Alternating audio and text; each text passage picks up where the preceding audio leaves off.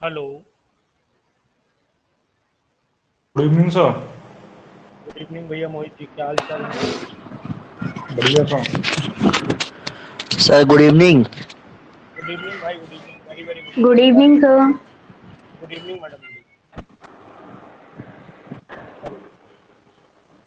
Hello. Hello. जी sir.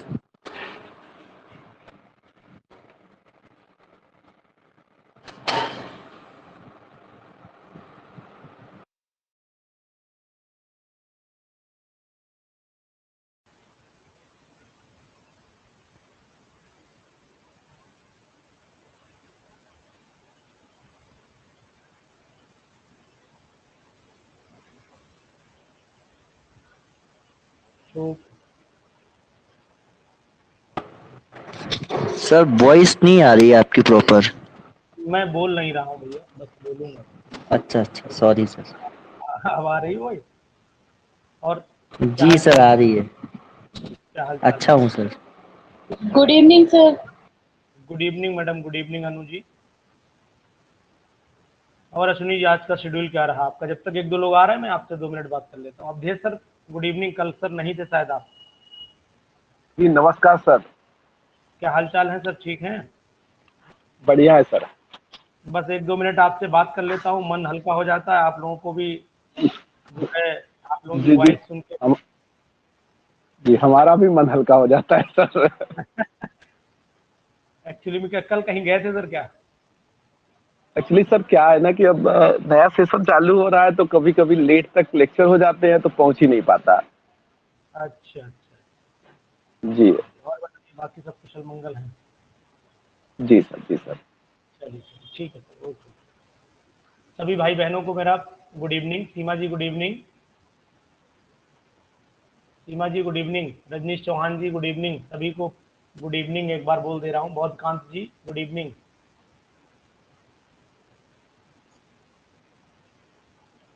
Hello. मेरी voice तो आ रही है ना सर? जी सर आ रही है। दिव्या जी, मेरी वॉइस पहुंच रही है आप तक? Yes sir yes. चलिए ठीक है, ठीक है मैडम, बस शुरू करता हूँ।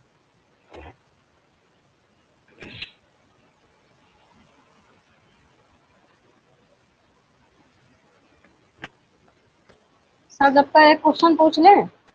पूछिए मैडम, पूछिए, मोस्ट वेलकम। आपने जो मैडम पीडीएफ भेजी थी ना मुझे, जिसमें थोड़ा सा दिक्कत थी आपको लग रही थी, वो हाँ एक्चुअली में मेरी पीडीएफ नहीं, मैंने किसी की पीडीएफ भेजी थी। मेरी पीडीएफ पे मेरा वाटरमार्क रहता है ये, तो उसे मुझे देखना सर। पड़ेगा। उस बुक में लग रहा है कि मिसप्रिंटिंग होगी, इसलिए ऐसा रहा होगा। मेरी जितनी भी पीडीएफ अपनी होंगी उन पे वाटरमार्क रहेगा मेरा। ठीक है, वो मैंने किसी से सर भेजी है, तो मैं उस बुक को देखूंगा क्या उस बुक में तो दिक्कत तो नहीं है। ठीक है, ठीक है ठीक है। ठीक है। अब इसमें ये पूछिए क्या। क्वेश्चन है कि मेटा मेटा नाइट्रोफिनॉल जो है जी जी। इसका बॉइलिंग पॉइंट आर्थो से कम होगा या ज्यादा से होगा?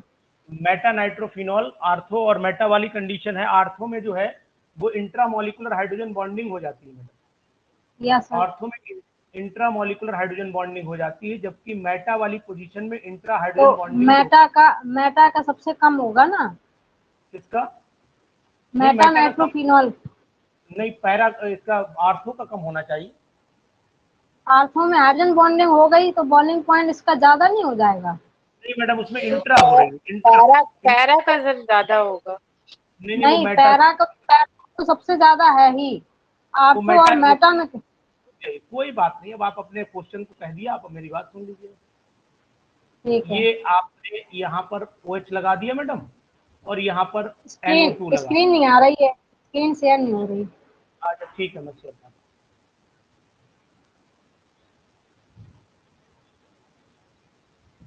जी देखिए, अब यस सर। ये मैंने ऐसे लगा दिया, ठीक है।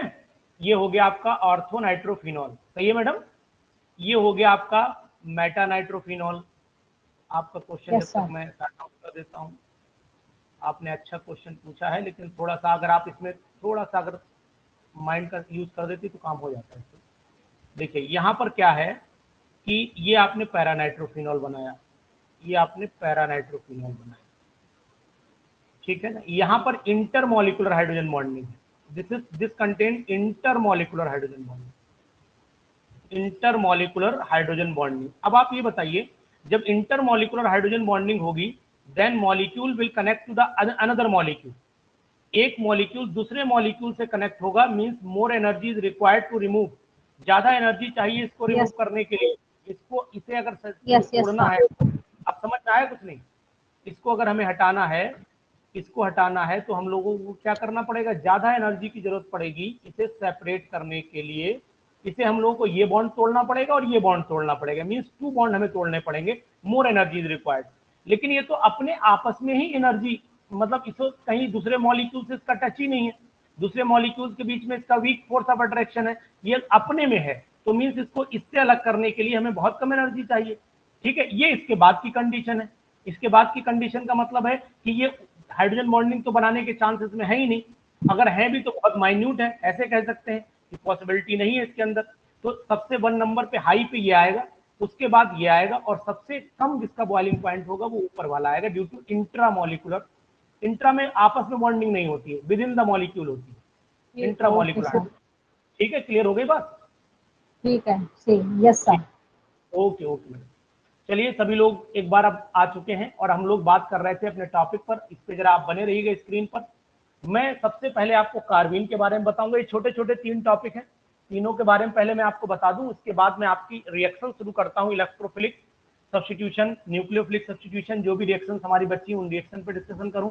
सबसे पहले मैं कार्बीन, बेंजाइन और नाइट्रीन पे डिस्कशन कर लेता हूं आपसे, तो ज्यादा बेटर रहेगा। और ये टॉपिक जो है बड़ा बिल्कुल फैक्ट पे आते हैं, मतलब क्योंकि इनके टॉपिक के बारे में क्या है कि या तो आपसे पूछेंगे कि इंटरमीडिएट बता दीजिए, मेरी बात को ध्यान सुनते रहिएगा, किस रिएक्शन में कौन सा इंटरमीडिएट बनेगा, ये पूछ सकते हैं। आपसे ये पूछेंगे, ये बताइए कि कार्बीन कहाँ बनता है, या फिर पूछ लिया कि क्या रिएक्शन का नाम दे दिया, नीचे पूछ लिया कौन सा कार्बीन बनेगा। तो मैं क्या करूंगा, आपको ये कार्बीन अभी बताऊंगा, और कार्बीन बताने के बाद एक टॉपिक आपको शायद याद होगा, हमारे सिलेबस में है रिएक्शन, जो अपनी रिएक्शन से, नेम रिएक्शंस के नाम से जो फेमस है टॉपिक, उस टॉपिक को भी हम डिस्कशन जब करेंगे तो मैकेनिज्म आपको जरूर पढ़ाई। हेलो, मेरी वॉइस आ रही है सर? यानी आपको मैकेनिज्म जरूर पढ़ाई जाएंगी। हेलो, आ रही है सर, आ रही है। बस बस बोल, ये बताते रहिए। ठीक है, ठीक है। तो इसका मतलब ये हुआ कि मैं आपको कार्बीन और उसके एग्जाम्पल बताता चलूं, और इनके इंटरमीडिएट उस समय पढ़ाऊं जिस समय इनकी मैकेनिज्म बताऊं।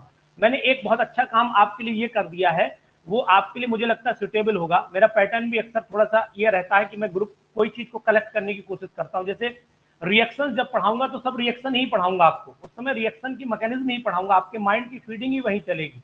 तो एक कॉपी आपकी बन जाएगी कि उसमें 50 नेम रिएक्शन हो गई, और इन 50 नेम रिएक्शन में से कुछ ऐसी होंगी जो बहुत सरल होंगी, और कुछ ऐसी होंगी थोड़ी टफ होंगी, और कुछ ऐसी होंगी जो टफेस्ट होंगी। तो मतलब शुरू वाली तो आपको ना के बराबर पढ़नी है, बीच वाली थोड़ी और पढ़नी है, और जो टफेस्ट है उन पर ज्यादा ध्यान देना। इस तरीके से मैं हमेशा डिवीजन करने की कोशिश करता रहता हूँ, जिससे कि आपके लिए इजी बन जाए। तो हमारा टॉपिक आज का जो है वो आपको पता है कि सबसे पहले मैं कार्बीन के बारे में आपको बताने जा रहा हूँ। कि सबसे पहले मैं आपसे ये बात करूं, क्या 2021 में कोई कार्बीन का एग्जाम्पल आया था? कोई 2021 में क्या कार्बीन का एग्जाम्पल कोई आया था, आपको याद है? आया था सर। आया था जी, आया। यानी कि हाँ ठीक है। मैं पहले आपको ये बता दूं, दिव्या जी मेरी बात आप सुन रही हैं? कार्बीन होता क्या है पहले मैं आपको ये बताऊं, कि कार्बीन जो होते हैं वो हाईली रिएक्टिव स्पीसीज होते हैं और न्यूट्रल स्पीसीज होते हैं। तो मैं इनके बारे में लिख देता हूं। कार्बीन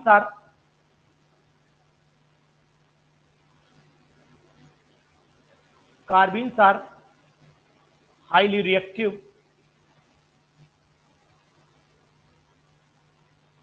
and neutral species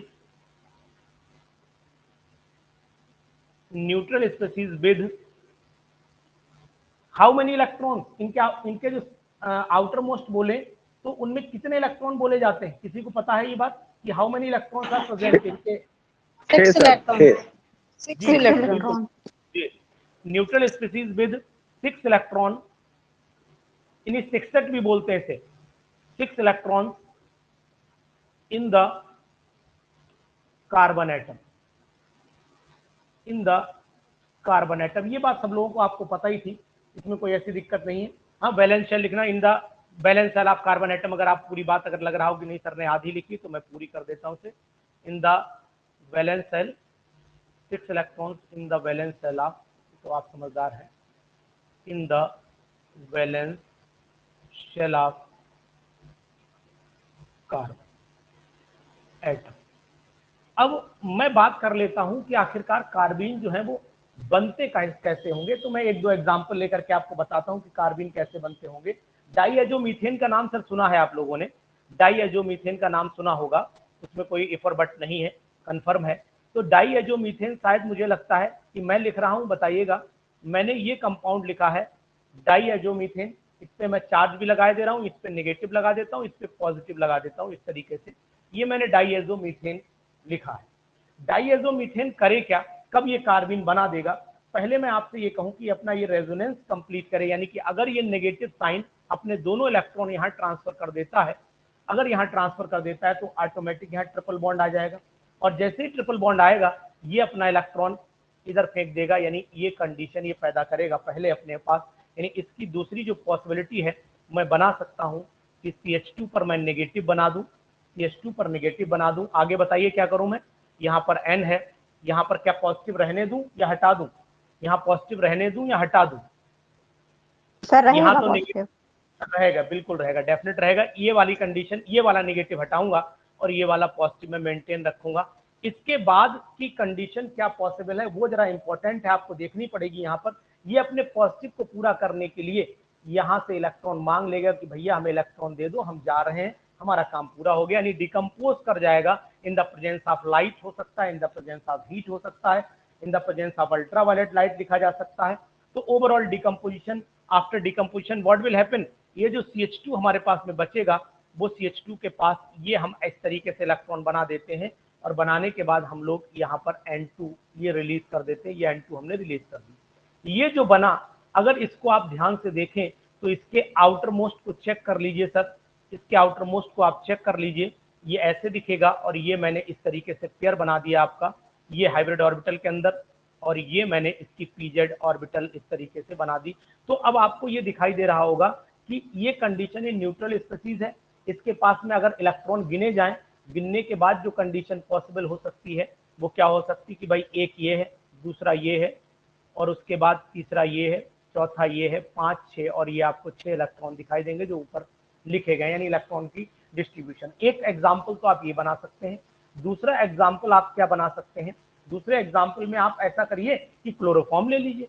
मैंने यहाँ पर क्लोरोफॉर्म ले लिया, H लिया, यहाँ पर मैं C और यहाँ पर 3 ClS इस तरीके से मैं दिखा देता हूँ, CHCl3 मैंने दिखा दिया। ये OH निगेटिव जो है इस पे अटैक करा देते हैं।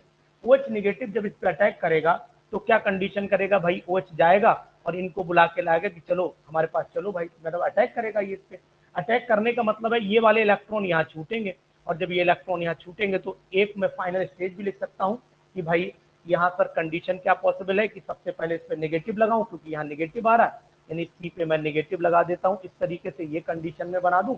और इसके बाद आपके ये मैं 3 क्लोरीन जोड़ दूं, इस तरीके से 3 क्लोरीन जोड़ दूं। और अब आपको क्या दिखाई देगा कि इसकी अगर हम ध्यान से देखें, इसमें एक चीज और है, मुझे पेयर ऑफ इलेक्ट्रॉन्स बनाने चाहिए यहाँ पर या नहीं बनाने चाहिए, आप बताएंगे। यहाँ पर पेयर ऑफ इलेक्ट्रॉन बनाने चाहिए या नहीं बनाने चाहिए, चेक करिएगा बैलेंस। पेयर ऑफ इलेक्ट्रॉन यहाँ नहीं बनाने चाहिए, 5 हो रहे हैं जी। हाँ जी जी जी सर, बिल्कुल सही है। लेकिन कभी कभी जो मैंने क्यों बोला ये भी मैं आपको बता दे रहा हूँ। ये इसलिए बोला कि कभी कभी ये कंडीशन भी दिखाई जाती है, तो मन में सिचुएशन ये जरूर रहे कि ये जो मैं लगातार साथ में दिखा रहा हूँ ये वही बात है, ये वही बात है, ये वही बात है, ठीक है ना। मैंने यहाँ इंडिकेशन दिया हुआ है, तो आप ऐसे भी दिखा सकते हैं। तो ये चीज़ आप ध्यान रखिएगा, इसलिए मैंने यहाँ पर आपको ऐसे करके ये बात डिस्कशन कर ली, आपको बता दी थी। अब मैं क्या करूँ, अब मैं क्या करता हूँ, यहाँ से एक कंडीशन ये लगाऊं कि यहाँ से मैं इस Cl निगेटिव को निकाल दूँ। Cl निगेटिव मीन्स निकलेगा, और Cl निगेटिव जब यहाँ से रिलीज कराऊँ, स्लो स्टेप होगी ये, और इस स्लो स्टेप के बाद Cl निगेटिव जब रिलीज होगा तो यहाँ बचेगा CCl2, यहाँ पेयर ऑफ इलेक्ट्रॉन एक दिखाऊंगा, और उसके बाद ऊपर तो मैंने -Cl निगेटिव दिखाई दिया है। इस तरीके से कंडीशन ये पॉसिबल हो सकती, इसको भी हम लोग कार्बीन के नाम से ही जानते हैं, ये भी कार्बीन ही कहलाता है। ये ऊपर बना ये भी हमारा कार्बीन ही कहलाएगा। और अगर एक तरीका और चाहे तो आपने एक सुना होगा बहुत फेमस नाम है, सब लोग जानते हैं। R2 लिखूं मैं, C लिखूं, डबल बॉन्ड, मुझे नहीं पता इसका नाम क्या, भगवान जाने क्या नाम है, आप ही लोग मुझे बताओगे कि क्या नाम इसका हो सकता है। Very good very good, ketene, this is ketene, ये कीटीन है। और इस कीटीन को हम लोग कैसे क्या करें, अब आपको ऊपर कुछ समझ में जरूर आया होगा। मैं कीटीन को सनलाइट की प्रेजेंस में, अल्ट्रावायलेट रेडिएशन में इसको ब्रेक कर देता हूँ। जैसे इसको मैं ब्रेक करूंगा तो आपको क्या लगना चाहिए, बॉन्ड कौन सा तोड़ूं, ये वाला तोड़ूं, ये वाला तोड़ूं, कौन सा बॉन्ड तोड़ूं, बताइए कोई लोग, कौन सा वाला बॉन्ड सर टूटेगा? दिव्या जी, अनामिका जी, कविता जी, जी। R2C एंड C के बीच में, यानी ये वाला सर, यस सर, ये वाला बॉन्ड तोड़ूं तो इसका मतलब ये हुआ कि ये वाला जब बॉन्ड टूटेगा तो कार्बन मोनोऑक्साइड निकलेगी, और कार्बन मोनोऑक्साइड निकलने के साथ साथ में एक जो हमारा कार्बीन बनेगा, वो कार्बीन इधर वाला हिस्सा यानी कि ये हिस्सा हमारा कार्बीन में जाएगा। तो यानी R2 लिख देता हूँ और C लिख देता हूँ, यहाँ पर इस तरीके से पेयर बना देता हूँ इलेक्ट्रॉन का, और साथ में मैं निकाल देता हूँ carbon monoxide. This is also called carbene, इसको भी हम लोग कार्बीन बोलते हैं। तो मतलब मैं यहाँ पर सिर्फ आपको ये बताना चाह रहा हूँ कि एग्जाम्पल देना चाह रहा हूँ कि कार्बीन कहाँ कहाँ किस कंडीशंस में पॉसिबल हो सकते हैं। अब कार्बीन का मैंने दो कैटेगरी आपने पढ़ी होंगी, कार्बीन की दो कैटेगरीज में, पहली आपने कौन सी पढ़ी है, पहली आपने सिंगलेट पढ़ी होगी और दूसरी आपने ट्रिपलेट पढ़ी होगी। यानी कि कार्बीन को अगर मैं डिवाइड करता हूं, यानी मैं यहां पर लिख देता हूं कार्बीन, यहां पर मैं कार्बीन लिख देता हूं और इसको डिवाइड कर लेता हूं, दो हिस्सों में डिवाइड करता हूं, दो हिस्सों में डिवाइड कर लेता हूं इसको। एक हिस्सा कौन सा बनाता हूं, एक सिंगलेट का बना लेता हूं और एक बना लेता हूं मैं इस तरीके से, मैं दो पार्ट बनाऊं इसके।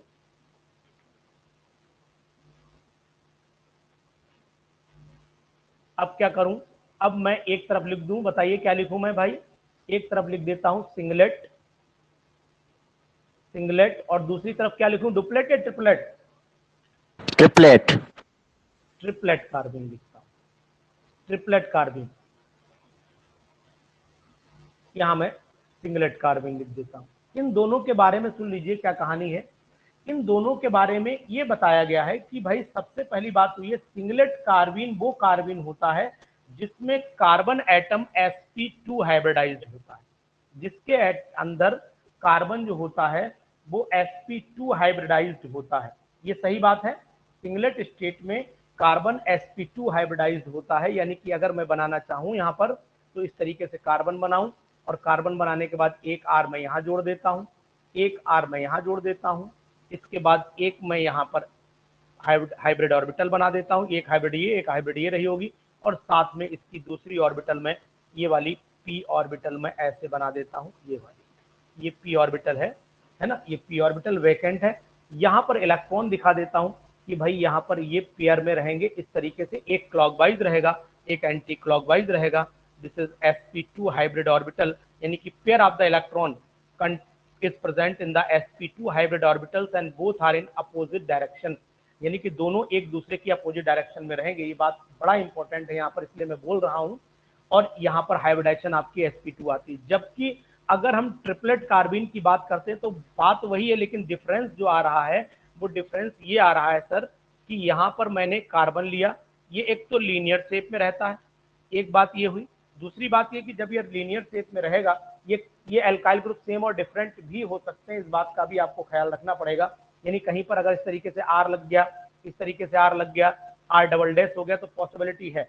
अब मैं दो एक्सिस पे ऑर्बिटल बनाता हूं, ये तो हो गई sp2 हाइब्रिड ऑर्बिटल हो गई, sp2 एक ये दो हो गई, सॉरी sp हो गई, एक ये हो गई। इसके बाद क्या करना है हमें, इसके बाद हम एक ऑर्बिटल वाई एक्सिस पे बना देते हैं, एक ऑर्बिटल मैं वाई एक्सिस पे बना देता हूं पूरी, ये py बना दी मैंने, और दूसरी मैं करता हूं, दूसरी मैं pz बना देता हूं, खड़ी हुई ऑर्बिटल में pz बना देता हूं इस तरीके से, ये मैंने py और pz बना दिया। अब इसमें जो इलेक्ट्रॉन का डिस्ट्रीब्यूशन होता है, अगर कोई बताए तो मुझे किस तरीके से होता है तो मुझे भी अच्छा लगेगा, है ना। एक इलेक्ट्रॉन सर इसमें ऑर्बिटल में रहता है सर, ऊपर वाई और जेड में।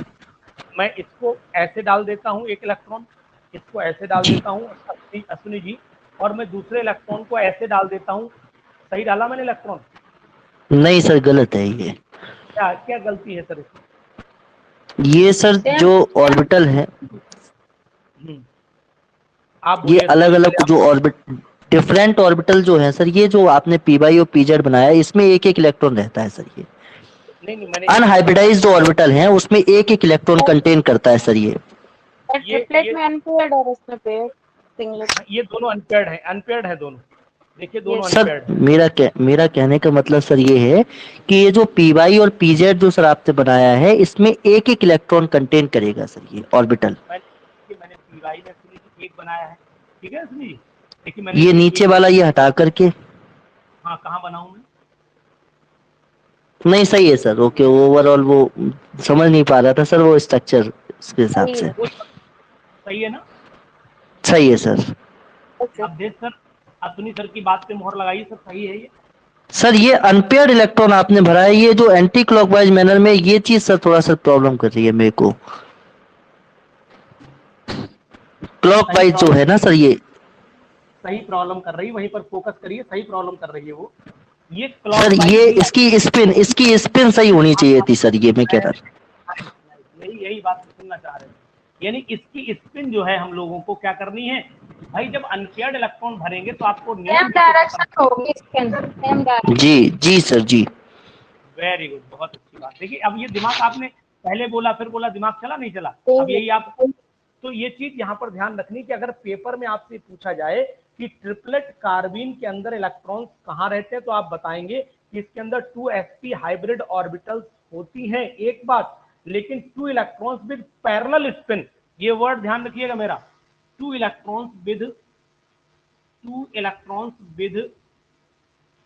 पैरेलल स्पिन, ठीक है ना सर?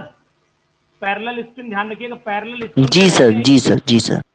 और दोनों की स्पिन एक डायरेक्शन में लिख सकते हैं, या तो आप मतलब जब बनाते हैं, जब फिलिंग करते हैं इलेक्ट्रॉन की, तो इस तरीके से आप दिखाते हैं 1 1, ये चीज रहनी चाहिए, ये कंडीशन यहाँ आपको रिप्रेजेंट करनी पड़ेगी।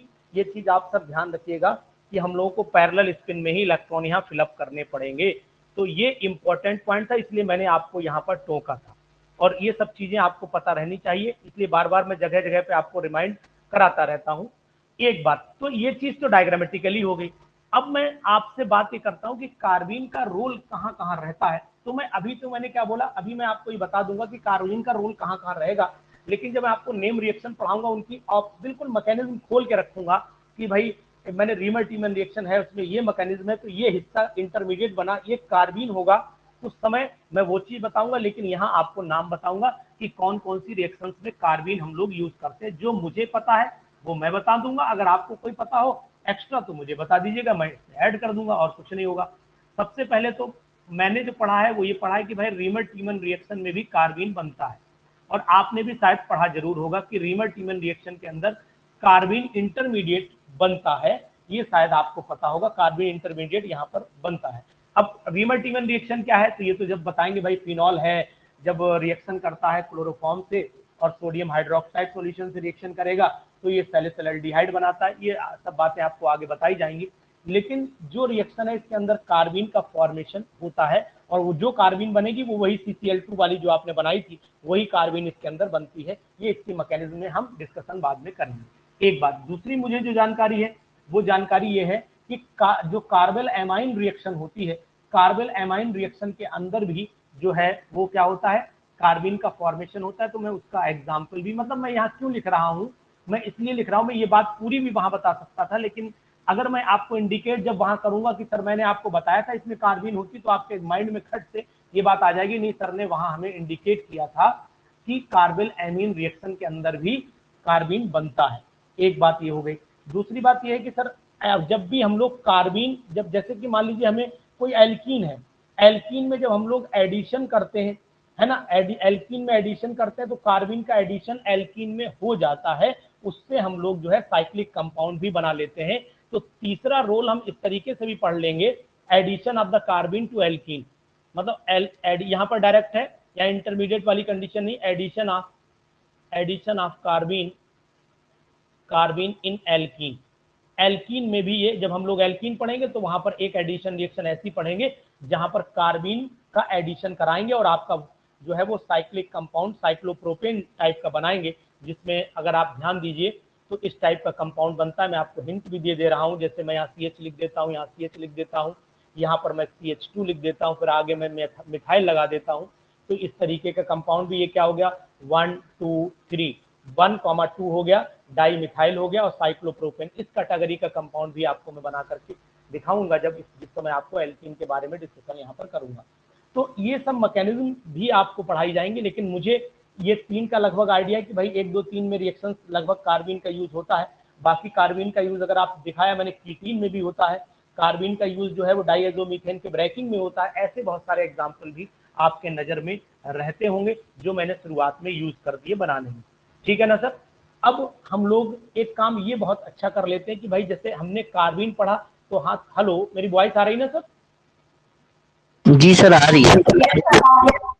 ठीक है। जैसे कि हम लोगों ने कार्बीन पढ़ा, इसी तरीके से एक कंपाउंड हमें जरूर पढ़ लेना चाहिए, हाथ के यहाँ कहीं पर भूलना नहीं चाहिए उसे, जिसका नाम है नाइट्रीन। इसी की बहन है ये नाइट्रीन, तो इसको यहीं पढ़ेंगे तो ज्यादा बेटर रहेगा कि दोनों एक से ईन है, वो भी कार्बीन है और ये भी ईन है, मतलब नाइट्रीन है। नाइट्रीन है। देखिए कौन कौन लाइन पे चल रहा है इस समय, मेरी बात को सुन रहा है, एक बार नजर भी दौड़ा लूं, नहीं पता लगा। दिव्या जी मेरी बात को समझ में आ रही है आपको? Yes sir. चलिए ठीक है। मोनिका जी? जी सर। शुभम जी आप मेरी बात सुन रहे हैं ना ध्यान से? माइक आपका सही काम कर रहा है? आपको मेरी वॉइस सुनाई दे रही?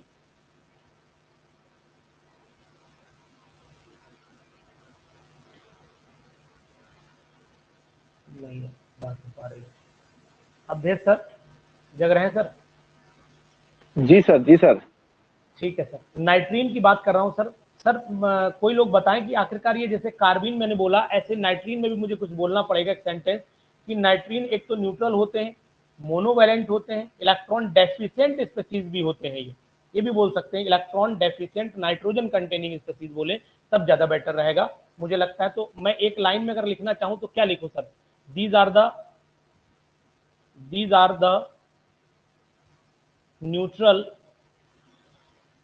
The neutral monovalent electron deficient, सब बात एक ही लाइन में ले लेता हूं, electron deficient species, nitrogen containing species, nitrogen containing species. ठीक है ना। अब ये जब बनती हैं तो ये इंटरमीडिएट के फॉर्म में, जैसे ऊपर वाली बन रही थी वो भी इंटरमीडिएट के फॉर्म में बनती है, ये भी हमें पता रहना चाहिए। अब ये कैसे बनती है, कहाँ बनती है, तो मुझे जो एग्जाम्पल याद है अक्सर मैं यूज करता हूँ, वो एक तो मुझे याद है कि भाई हाफमैन रिएक्शन में सुनी होगी आपने, हाफमैन रिएक्शन ये है ना, हमें याद नहीं होती तो हमने इसे हाफमैन से याद कर लिया था जब पढ़ते थे। तो ये हाफमैन रिएक्शन हो गई। दूसरी रिएक्शन आपने सुनी होगी सिमिट रिएक्शन, का नाम भी सुना होगा कि भाई हम लोग सिमिट रिएक्शन में भी इसका यूज होता है। ठीक है। तीसरा नाम आपने सुना होगा लॉसन अरेंजमेंट भी सुना होगा, रीअरेंजमेंट बोलते हैं, लॉसन रीअरेंजमेंट इसको बोलते हैं हम लोग, लॉसन रीअरेंजमेंट भी इसको हम लोग बोलते हैं। तो इसमें इसका यूज होता है। तो 3 एग्जाम्पल जहां तक मुझे याद है मैं आपको बता रहा हूँ, अगर आपको कोई पता हो तो मुझे बता दीजिएगा। अब इनमें क्या करना है कि सबसे पहले मैं वही बात है कि मैकेनिज्म वही बताऊंगा, लेकिन सबसे पहले ये बताऊं कि बनता कैसे नाइट्रीन, तब आपको कुछ समझ में आएगा कि मैं नाइट्रीन होता क्या है, तब आगे डिस्कशन हो इस पर। ये मैंने एमाइड ले लिया, सुना होगा आपने ये एमाइड है ना, ये एमाइड ली है और एरो पे मैं लिख देता हूँ Br2 रहा होगा और KOH भी रहा होगा, इस तरीके से है ना, ये रहा होगा। अब ये क्या करता है, ये कौन सा नाइट्रीन बनाएगा, तो नाइट्रीन बनता है CO और यहाँ पर मैं N बना देता हूँ, मोनोवैलेंट हो गया। यहाँ पर मैं इलेक्ट्रॉन का पेयर दिखाता हूँ, एक नीचे और एक दिखाता हूँ ऊपर। तो अब आपको ये जरूर समझ में आ गया होगा, इसकी बैलेंस में 5 पूरे हो गए, 1 2 3 4 5 ही होते हैं और इसके बाद एक कार्बन के साथ जुड़ गया, 6 बन गया पूरा इलेक्ट्रॉन। ये कहलाता है नाइट्रीन अनस्टेबल इंटरमीडिएट, क्योंकि इंटरमीडिएट है, बहुत हाईली अनस्टेबल होता है ये अनस्टेबल है। पहली बात तो ये इंटरमीडिएट है तो वैसे ही पता लग गया अनस्टेबल है। उसके बाद दूसरी बात यह है कि ये इसका नाम भी आपको पता है कि भाई नाइट्रीन, यहाँ पता है पढ़ रहे हैं तो ठीक है नाइट्रीन है, लेकिन नहीं पढ़ रहे होते तब भी हमें पता होता कि नाइट्रीन होना चाहिए। इसके बाद एक एग्जाम्पल भी आपने और सुना होगा, वो एग्जाम्पल अभी आपको दिखाई दे रहा हूँ। जैसे मैं RCOOH ले लेता हूँ, RCOOH ले लेता हूँ, इसको मैं रिएक्शन करा देता हूँ। पहले मैंने करा दी इसकी रिएक्शन SOCl2 से, कोई नाम बताएगा SOCl2 का नाम क्या होता है?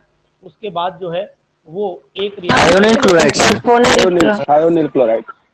जी जी, भावना मैडम, सल्फोनाइल नहीं होता है, थायोनिल होता है। यहाँ पर NaN3 होता है, और NaN3 का मतलब क्या हुआ कि मैं जैसे ये कंप्लीट रिएक्शन इसकी बताऊंगा अभी डिटेल आपको।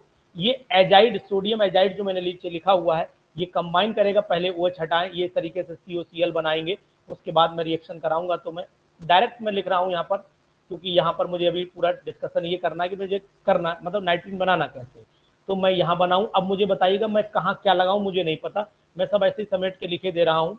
मैं लिख देता हूँ, यहाँ हो गया N, यहाँ हो गया N, यहाँ मैं ट्रिपल बॉन्ड से N लगा देता हूँ। अब मुझे इतना बताइए कहाँ पॉजिटिव कहाँ नेगेटिव लगाऊं, इतना बताइए तब मुझे समझ में आएगा कुछ। इस पे नेगेटिव लगाऊं, इस पे लगाऊं पॉजिटिव, इस पे नेगेटिव लगाऊं, कहाँ लगाऊं? जिसमें नाइट्रोजन 4 बॉन्ड बना रहा है वाले में उसमें negative। पॉजिटिव इस पे पॉजिटिव लगेगा, यहाँ और जिसमें नेगेटिव 2 बॉन्ड ठीक। बस ये चीज थोड़ी सी आप लोग ध्यान जरूर रखा करिए, जैसे आप बोल रहे हैं, बस ये चीज बड़ा अच्छी लगी। ये भैया अपना पॉजिटिव कंप्लीट करने के लिए इलेक्ट्रॉन लेकर के चला जाएगा, और जैसे ही लेकर के चला जाएगा तो आपको साफ सुथरा कंपाउंड आपका अपना नाइट्रीन दिखाई देने लगेगा। ये आपका नाइट्रीन हो गया है ना, ये आपका नाइट्रीन बना दिया गया। और ये रिएक्शन जो है वो कर्टियस रिएक्शन के नाम से भी जानी जाती है। इसको हम लोग कर्टियस रिएक्शन की मैकेनिज्म में पढ़ेंगे कि आखिरकार नाइट्रीन उस समय अपनी एक्टिविटी, अपना इंटरमीडिएट का जो प्रोसेस है वो कैसे कंप्लीट करता है, ये चीज भी वहां पढ़ेंगे। और इसके बाद ये भी मैं बता दूं आपको, नाइट्रीन इतनी ज्यादा अनस्टेबल है कि अपने आप को रीअरेंज करना चाहती है। हमेशा कोई भी अनस्टेबल कंपाउंड अपने आप को स्टेबिलिटी में कन्वर्ट करना चाहेगा, ये आप भी खूब जानते हैं कि जब तक अनस्टेबल है दौड़ते रहेंगे, जब स्टेबिलिटी आ जाएगी आराम करना शुरू कर देंगे, ये तय है, बिल्कुल तय है। तो ये जो नाइट्रीन मैंने बनाया है, ये नाइट्रीन मैं इस तरीके से लिखता हूँ, यहाँ पर मैं लिख देता हूँ, ये मैंने नाइट्रीन साहब लिख दिया। अब ये अपने आप को स्टेबल करने के लिए क्या ऐसी हरकत करेगा जो ये अपने आप को स्टेबल करे? सबसे पहले तो ये करेगा कि भाई इससे कहेगा तुम इधर चले जाओ, ये इधर चले आएंगे। जब ये इधर जाएंगे तो ये कब जाएंगे इधर? जब ये वाला एल्काइल जाके यहाँ पर अटैक करना शुरू करेगा, तब ये कंडीशन होगी। और जब ये कंडीशन हो जाएगी तो मतलब ये हुआ कि मैं क्या लिखूं इसे, बताएं मैं क्या लिखूं सर? अगर मैं उल्टा ही लिखता हूं तो फिर मुझे ये दिखाई दे रहा है कि मैं ऐसे लिख दूं अगर मैं उल्टा लिख रहा हूं। और अगर मैं सीधा इसे बना करके लिख दूं और करके मैं लिख सकता हूं आर, माइक प्लीज ऑफ करिएगा, आर हो गया, एन हो गया, सी हो गया, डबल बॉन्ड ओ हो गया। इस तरीके से मैं इस कंपाउंड को लिख सकता हूं। क्यों सर लिख सकता हूं ना लिख सकता हूं? यस सर, दोनों सही है। दोनों सही है ना, दोनों तरीके से आप लिख सकते हैं। अब आपने एक चीज देखी, जब इसका हम हाइड्रोलिसिस कराते हैं, जैसे हम इसको हाइड्रोलाइज कराएंगे, खट से हमारा क्या कंपाउंड बन जाएगा? आपको पता है कि खट से हमारा एमीन बन जाता है, पता होगा सर। जैसे हम इसको हाइड्रोलाइज कराएंगे एमीन बन जाता है। तो हमें क्या करना है, हमें यहाँ तक लाना, मैकेनिज्म केवल यहीं तक मानी जाती है, रीअरेंजमेंट तक मानी जाती है। इसके बाद तो आप हाइड्रोलिसिस करा के बना ही सकते हैं, कोई दिक्कत नहीं। इसके बाद भी आपने देखा होगा बनेगा यहाँ पे सर, जी जी, सेकेंडरी एमीन बनेगा कि प्राइमरी? यहाँ पर प्राइमरी अमीन बनेगा। प्राइमरी H2O देखिए, मैं करा के दिखा देता हूँ, प्राइमरी बनेगा मैडम। जैसे मैं इसे नहलवा दूँ, हाँ ये से नहलवा दूँ, नहाने के बाद ये बेचारा खुद हो जाता है। देखो ध्यान से, ये H2 में इधर लिख देता हूँ, तो इधर लिख देता हूँ, RNH2 साफ दिखेगा, CO2 साफ दिखेगा। ये मैंने ब्रेकिंग दिया। ठीक है, ओके ओके सर, ओके। अरे अब इसके बाद मुझे क्या करना है, अब मैं आपको ये बताऊं, जैसे कि हाफमैन्स वाली बाकी डिटेल बताऊंगा, लेकिन थोड़ी सी हिंट यहाँ भी दे दूं हाफमैन्स की, जहां तक मुझे आता है, थोड़ा बहुत तो आता ही है। अब मैं क्या कर लेता हूँ, यहाँ आर ले लेता हूँ, यहाँ सी ले लेता हूँ, या डबल बॉन्ड ले लेता हूँ। यहाँ पर मैं अगर दिखाना चाहूँ तो इंटरमीडिएट ऐसे दिखाऊं, एन बना दूं, और एन के बाद यहाँ पर बी आर लगा दूं, और यहाँ पर मैं नेगेटिव साइन चाहे ऊपर लगा दूं चाहे नीचे कहीं लगाऊं, कोई दिक्कत नहीं। ये मैंने इस तरीके से दिखा दिया। अब ये मैंने दिखाया हुआ है, तो एक लोन पेयर मुझे और दिखाना पड़ेगा, तो मैं कहाँ दिखाऊं, नीचे दिखा दूं, चलिए यहाँ दिखा देता हूँ। अब मैं क्या करता हूँ कि इससे मैं बनाता हूँ, जैसे इस पे लाइट पड़ी, एनर्जी मिली, इसे एनर्जी मिलने के बाद क्या करेगा, ब्रोमीन जो है अपना यहाँ से इलेक्ट्रॉन लेकर के निकलेगा। ब्रोमीन जब निकलेगा तो मतलब ये होगा कि भाई ब्रोमीन जब यहाँ से गया तो जाने के बाद Br नेगेटिव फॉर्म में चला जाएगा। जब Br नेगेटिव फॉर्म में चला जाएगा तो ये जनाब आके कहाँ अटैक कर जाएंगे, ये जनाब यहाँ पर अटैक कर जाएंगे। जब ये जनाब यहाँ पर अटैक कर जाएंगे तो ये पेयर इलेक्ट्रॉन का, मुझे कायदे में इसे ऊपर नीचे ही बनाना चाहिए था, ये मैं पेयर ट्रांसफर नहीं कर पाऊंगा, फिर दिक्कत मुझे लगेगी। मैं इसे मिटा लेता हूँ। मैं नीचे नेगेटिव बनाऊंगा, ऊपर पेयर बनाऊंगा, तो शिफ्टिंग में मुझे थोड़ी आराम रहेगी। मैं नीचे नेगेटिव बना दे रहा हूँ और ऊपर में पेयर ऑफ इलेक्ट्रॉन दिखा दे रहा हूँ। तो क्या होगा कि जब ये एल्काइल ग्रुप यहाँ रीअरेंज होगा तो इसको हम यहाँ जोड़ देंगे। आगे ना वही कंडीशन पे जहाँ अभी थे, तो यहाँ पर हो गया, ये यहाँ पर डबल बॉन्ड हो गया, N हो गया, यहाँ पर R हो गया, और यहाँ पर ये Br नेगेटिव हमने न्यूक्लियोफाइल यहाँ से रिलीज करा दिया। तो इस तरीके से हॉफमैन्स वाली जब पढ़ाएंगे तो आपको ये वाली डिटेल आपको बताएंगे। लेकिन मैं छोटा सा क्वेश्चन आपसे पूछूंगा। वो क्वेश्चन मेरा ये है कि जो हमारा नाइट्रीन है, सपोज कर लेता हूं मैं सोडियम एजाइड ले लेता हूं और मैंने लिया हाइड्रोजोइक एसिड मैंने लिया, ये हाइड्रोजोइक एसिड HN3 लिया। ये HN3 जब मैंने लिया, इसको मैंने तोड़ा, और तोड़ने के बाद मैंने जैसा नाइट्रीन था वैसा ही एक कंपाउंड ये बना दिया, N2 निकाल दिया, N2 मैंने निकाल दिया, और ये NH दिखा दिया, यहाँ पर एक पेयर दिखा दिया। आप ध्यान दीजिए, यहाँ पर एक पेयर दिखा दिया, एक पेयर यहाँ दिखा दिया। इसका नाम आपने क्या बताएंगे? आप ये बताइए। ये तो हाइड्रोजोइक एसिड है, मैंने बता दिया, ये हाइड्रोजोइक एसिड है, मैंने बता दिया, हाइड्रोजोइक एसिड है, मैंने बता दिया जी। अवधेश सर, अश्विनी जी, दिव्या मैडम, मोनिका जी, भावना मैडम, कोई जिसे पता हो बताइए। What is the name? Sir ज्यादा तो याद नहीं है सर, इसको इमाइन कहते हैं क्या? IMINE? इमीडो बोलते हैं। इमीडो। यस। और बताइए थोड़ा सा। इस समय वैसे तो इमीडो बोलेंगे, इसे तब बोलेंगे जब मैडम ये ग्रुप में लगा रहता है, कहीं ये कहीं अटैच रहे, उस समय ये इमीडो बोलते हैं। सर एजीन बोलते हैं, AZENE। वेरी गुड, इसे एजीन बोलते हैं, एक नाम। दूसरा अश्विनी जी आप जो बोल रहे थे ना, अश्विनी जी? जी सर, जी सर। इमीन बोलते हैं, लेकिन स्पेलिंग सर ये है। Okay sir. ठीक है, तो ये एजीन नाम इसका बड़ा फेमस है, उसको ध्यान रखिएगा सर। और इमीन नाम भी है इसका। तो ये चीज आपसे पूछी जा सकती है कि भाई ये कब, ये जब बनता है तो इस तरीके से कंपाउंड आपका रिएक्शन दे दिया, रिएक्शन के बाद आपसे पूछ लिया कि भाई बताओ इसका नाम क्या है। तो ये सब चीजें भी आपको याद रहनी चाहिए। अब जैसे कि मैंने आपसे बोला कि सिंपल तरीके से इनका हम लोगों को एग्जाम्पल जरूर पता रहे, ये जरूर पता रहे कि कहाँ ये बनते हैं, और दूसरी बात हमें ये भी पता रहे कितने तरीके के होते हैं। तो नाइट्रीन कितने तरीके के होते हैं, कोई मुझे बताएगा कि नाइट्रीन कितने तरीके के होते हैं? आप 2 टाइप के ही होते हैं सर, सिंगलेट और ट्रिपलेट। वेरी गुड, ये 2 टाइप के होते हैं। एक होता है सिंगलेट और एक होता है हमारा, एक होता है सिंगलेट और एक होता है ट्रिपलेट। सिंगलेट और एक मैं बना देता हूं ट्रिपलेट। बिल्कुल वही कंडीशन है ना, जो हम लोगों ने कार्बीन में पढ़ी थी, वही यहाँ पर है। जो सिंगलेट होगी उसमें जो हमारा पेयर ऑफ इलेक्ट्रॉन होगा वो पूरा, भाई इसकी जो आउटर मोस्ट में 6 इलेक्ट्रॉन पूरे करेगा और दोनों पेयर में रहेंगे। यानी अगर मैं बनाना चाहूँ तो उसे ऐसे बनाऊं, N बनाऊं, और इसको मैं ऐसे दिखाता हूँ, यहाँ पर वही कंडीशन सर रहेगी। लेकिन जब ट्रिपलेट बनेगी तो यहाँ पर R रहेगा, यहाँ N रहेगा, और इसके अंदर जो इलेक्ट्रॉन का डिस्ट्रीब्यूशन होगा वो फिर हम ऐसे ही दिखाएंगे। ये ऑर्बिटल जो है वैसी रहेगी। आपको ध्यान देना पड़ेगा कि यहाँ पर एक इलेक्ट्रॉन क्लॉकवाइज, दूसरा भी हमें कैसा दिखाना पड़ेगा? क्लॉकवाइज। बेटर है कि आप इसको नीचे वाला दिखाइए ही ना, सीधे एक ही दिखाइए। इस तरीके से ये दिखाइए और इस तरीके से आप ये दिखाइए, तो कंफ्यूजन नीचे वाला नहीं रहेगा। नीचे वाला दिखाइए, मैं झंझट ही खत्म कर दीजिए। तो यहाँ पर आप मुझे ये बात जरूर मतलब अपने मन में सेटअप बना करके रखिएगा कि नाइट्रीन में नाइट्रोजन जो होता है वो बिल्कुल कार्बीन का एनालॉग माना जाता है। It is analog of carbene.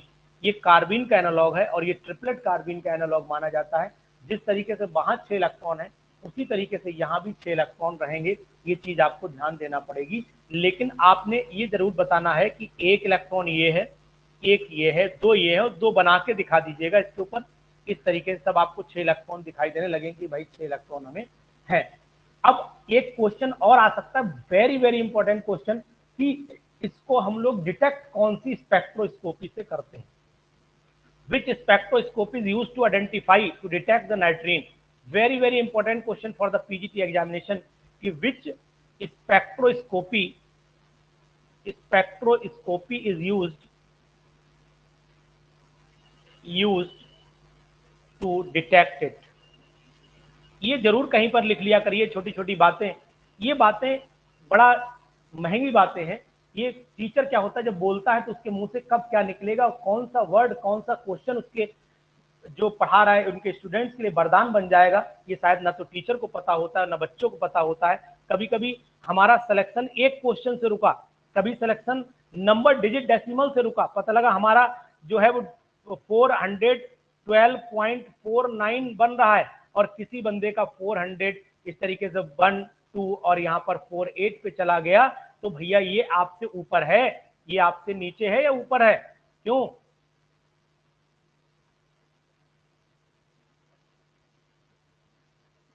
मेरी वॉइस आ रही सर? आ रहा है, ये टेंशन में हो गए हम लोग। कौन टेंशन में हो गया सर? अब देख सर, जी सर। कौन टेंशन में हो गया सर? घर में कोई हो गया टेंशन? सर यही नहीं यही तो सर 0.11 की बात कर दिए ना। IR से कर सकते हैं। एक्चुअल में क्या है ना, पॉइंट में नंबर मेरे भी, मैं भी 3-4 पॉइंट से 2 बार रह चुका हूँ ना, इसलिए बता रहा हूँ आपको कि पॉइंट बड़ा महंगा पड़ता है। उस समय तो पॉइंट ऐसा लगता है कि मेरे पूरा जीवन खत्म हो गया, पॉइंट ने कर दिया है। जी जी जी। अब जैसे पता लगा इंटरव्यूअर 3 बैठे हुए, तो तीनों ने, किसी ने आपको जो है वो 50 नंबर में से सपोज कर ले 44.4 दे दिए, किसी ने जाकर के वो 41.1 दे दिया, किसी ने 42.5 दे दिया, मिलाइए मामला गड़बड़ा जाएगा। तो ये डेसिमल उस समय बड़ा महंगा पड़ता है ना। तो ये डेसिमल में, इसीलिए आपने देखा होगा रिजल्ट डेसिमल में आता है, ये नंबर राउंड फिगर में रिजल्ट नहीं आता। तो जी सर जी ये सर। इन चीजों का बड़ा ख्याल रखना पड़ेगा कि जैसे मैंने बोला which spectroscope is used to detect the nitrene, nitrene को डिटेक्ट करने में कौन सी, अब जैसे मैंने बोला, अब मुझे नहीं पता ये आएगा नहीं आएगा, लेकिन अगर ये आ गया तो आपके लिए वरदान हो सकता है ना। क्वेश्चन आपको याद हो, किसी को पता है कौन सी इसमें स्पेक्ट्रोस्कोपी होगी? IR sir, IR matrix IR और बताइए। सर ESR होगा, electron spin yes madam, spectroscopy. ESR होता है इसके अंदर। ESR के थ्रू हम लोग इसको डिटेक्ट करते हैं। ये आपको जब स्पेक्ट्रोस्कोपी पढ़ाएंगे तो समय तो बताएंगे ही बताएंगे, लेकिन यहाँ पर कॉमन से इतना जान लीजिए, इलेक्ट्रॉन स्पिन रेजोनेंस स्पेक्ट्रोस्कोपी के थ्रू हम इसको आइडेंटिफाई करते हैं। इट इज वन ऑफ, हाँ स्पेक्ट्रोस्कोपी पढ़ाई जाएगी तो वहां बताएंगे, लेकिन अभी मुझे जो पता है मैं तुरंत बोल दूंगा, तो आपको कम से कम एक क्वेश्चन का हिंट रहेगा, नहीं आपके माइंड पे हिट कर जाएगा कि नहीं सर जो है ये पीछे भी मुझे बताए थे, आपको याद रहेगी ये बात उस समय भी। क्यों सर, मैं सही बोल रहा हूँ? ये बात आपको याद रहेगी उस समय। तो जी सर, जी सर। सर जी इसमें सर, भी जी सर। ट्रिपलेट कार्बिन ही ESR एक्टिव होगा, सिंगलेट कार्बिन ESR इनएक्टिव होगा सर, क्योंकि वो पेयर्ड है। और ये इसलिए आपने देखा कि एरो मेरा उधर ही बना हुआ है, आप उसकी तरफ बेफिक्र यस रहिए, सर, यस सर। एरो उधर ही बना हुआ है मेरा। तो अगर आपसे पूछा जाए कि, अगर सिंपल सा ये पूछा जाए कि डायरेक्ट पूछा जाए कि नाइट्रीन को हम लोग कैसे, तो वहां पर आपका इंडिकेशन ये रहेगा कि भाई यहाँ पर पेयर्ड है, यहाँ अनपेयर्ड इलेक्ट्रॉन इंपॉर्टेंट हो जाता है और electron spin sir resonance. कार्बिन, triplet कार्बिन भी होगी है सर? हाँ ट्रिपलेट कार्बिन, कौन सी? ट्रिपलेट कार्बिन जो पढ़ाई थी। जी जी जी जी, ट्रिपलेट कार्बिन के अंदर भी वही कंडीशन है। तो अब आपको ये चीज, जैसे कार्बिन का हो गया और जहां पर इलेक्ट्रॉन अनपेयर्ड होंगे, तो इन सब का डिटेल भी मैडम मैं जब आपको स्पेक्ट्रोस्कोपी पूरी डिटेल में जो सिलेबस में पूरी बताऊंगा, तो एक एक बात वहां लिखवाऊंगा। मतलब वहां ऐसा नहीं करूंगा कि वहां, क्योंकि वहां का एक क्वेश्चन जो होता है वो अगर लिखा हुआ होगा पॉइंट वाइज, तो आपको याद रहेगा कि नहीं मुझे ये चीज फट से लिख देनी चाहिए। कुछ चीजों पे हमें ये चीज ध्यान रखनी पड़ेगी, अपने पॉइंट जैसे आप कहीं लिख रहे हो तो इसको नोट कर लीजिए। और ये ट्रिपलेट कार्बिन पे ही, मतलब अगर ऐसे भी आ सकता है क्वेश्चन कि triplet structure of the नाइट्रीन can be detected by, नीचे ऑप्शन लगा दिए, ऐसे भी क्वेश्चन आ सकता है। तो क्वेश्चन के ऊपर और ऑप्शन के ऊपर ये डिपेंड करेगा कि आखिरकार वो हमसे पूछ क्या रहे हैं। अब हम लोग सर सर बात कर लेते कार्बिन हैं, को कैसे डिटेक्ट करेंगे सर? नाइट्रिन का तो पता था, कार्बिन को सर? देखिए कार्बिन के अंदर क्या है, कार्बिन को जब हम लोग आइडेंटिफाई, नाइट्रीन का अगर आपको पता है, तो कार्बिन का हम डिटेक्शन जब करते हैं तो ये ट्रैपिंग कराते हैं, मतलब इसकी रिएक्शन कराना शुरू करते हैं। और रिएक्शन जैसे यहाँ पर आपने पढ़ा होगा कि हम लोग कार्बन मोनोऑक्साइड से कराते हैं, अगर आपने स्पेक्ट्रोस्कोपी अगर आपको थोड़ा सा ध्यान हो, तो हम यहाँ पर ये कार्बन मोनोऑक्साइड से कराते हैं और वहां पर हम उसकी ब्रेकिंग कराते हैं। हम आपको वहीं ज्यादा बेटर समझा पाएंगे, क्योंकि यहाँ पर अगर समझाना शुरू किया उलझ जाएंगे, उलझने का मतलब फिर क्वेश्चन पे क्वेश्चन जनरेट हो जाएंगे, इसलिए मैं रुका हूँ यहाँ पर। थोड़ा सा ओके आप सर। ध्यान रखिएगा यहाँ पर। अब हम लोग बात कर लेते हैं मैडम बेंजाइन पर, क्योंकि हम यहाँ सोच रहे हैं ये चैप्टर हमारा फिनिश हो। यहाँ पर बेंजाइन की बात कर लेते हैं। सुना है नाम आपने बेंजाइन का? बेंजीन भी सुना होगा, बेंजाइन भी सुना होगा। इसी तरीके से इनऑर्गेनिक बेंजीन भी आपने सुना होगा। 3 तरीके के नाम एक से है ये। Sir excuse me sir. जी जी बोलिएगा। सर नाइट्रीन से क्वेश्चन था सर। बोले सर सिंगलेट नाइट्रीन और ट्रिपलेट नाइट्रीन में सबसे ज्यादा स्टेबल कौन होता है? देखिए यहाँ पर आपको बहुत ये चीज ऐसे समझाऊं तो ज्यादा मुझे बेटर लगेगा कि स्टेबिलिटी ऑर्डर आपने पूछा, सही काम किया है आपने। पहले तो देखूं आपका नाम जान लूं। Sir Shubham sir. शुभम जी, शुभम जी ये बताइए कि जो स्टेबल होगा उसके अंदर इलेक्ट्रॉन पेयर्ड होंगे अनपेयर्ड होंगे?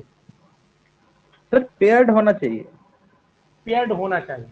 आपको क्या लगता है कि, रुक जाइए, आपको क्या लगता है कि जो अनपेयर्ड है, कहाँ गया मेरा स्ट्रक्चर, ये अगर मैं इसे स्टेबल बोलूं थोड़ी देर के लिए तो ये स्टेबल क्यों नहीं बोल पा रहा हूं? मैं ट्रिपलेट को ज्यादा क्यों स्टेबल बोल रहा हूं?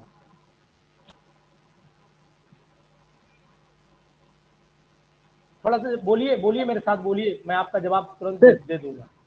सर यही क्वेश्चन, सर ये मेरा भी सर यही क्वेश्चन है सर कि इसे ट्रिपलेट तो सर अनपेयर्ड है तो लेकिन इसको क्यों अनस्टेबल बोला जा रहा है?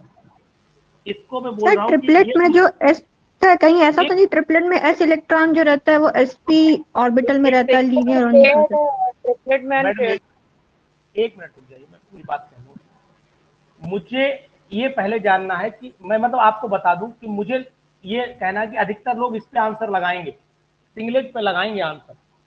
ये शुभम जी मैं सही बोल रहा हूँ नहीं बोल रहा हूँ? यस सर, लेकिन होता ट्रिपलेट ही है सर। वो मैं बताऊंगा, रुक जाइए, मैं बस बता रहा हूँ गलती कहाँ होगी, क्यों होगी गलती।